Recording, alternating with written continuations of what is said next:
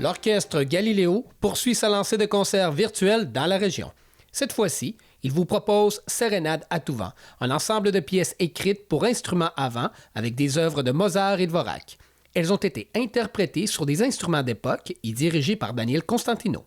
Le spectacle, capté en direct par C'est sur la télé à l'église Saint-Thomas d'Aquin à Hudson, est disponible en différé jusqu'au 7 mai 2021 sur la plateforme lepointdevente.com.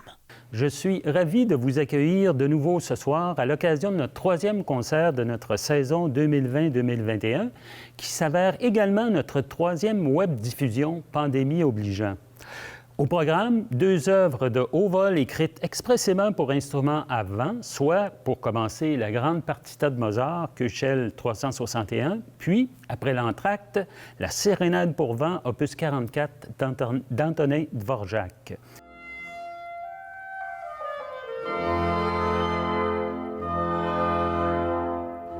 Bonsoir. Bonsoir. Serais-tu à même de nous parler des versions modernes et anciennes de ton instrument, qui est le cor?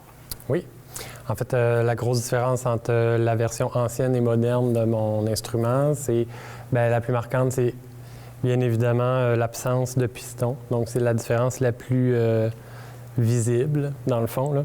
Donc, on voit que les pistons n'avaient pas été encore inventés au moment de cet instrument-là. Donc...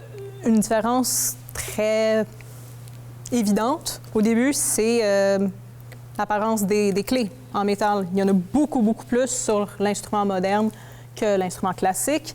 Et ce que ça donne, c'est plus d'options pour les tonalités et les gammes chromatiques. Ça vient apporter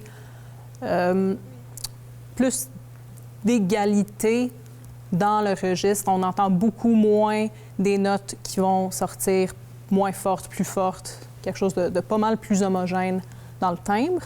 Donc, l'instrument moderne, la clarinette que tout le monde connaît, ressemble à ça. C'est un instrument qui est dans un bois très solide, donc ça va être souvent de l'ébène. Les clés vont être en argent ou un métal similaire.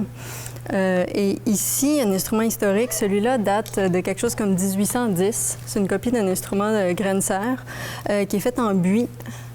Et donc, comme on peut voir, je vais vous remontrer, il y a vraiment moins de clés. Et donc, il y en a quand même quelques-unes, mais donc, vraiment, ça n'a rien à voir. Il y a tous les anneaux qui ne sont pas là. Donc, ça fait vraiment des doigtés différents. Donc, ça, c'est quelque chose c'est une adaptation un peu plus difficile, s'adapter aux doigtés de l'une et de l'autre.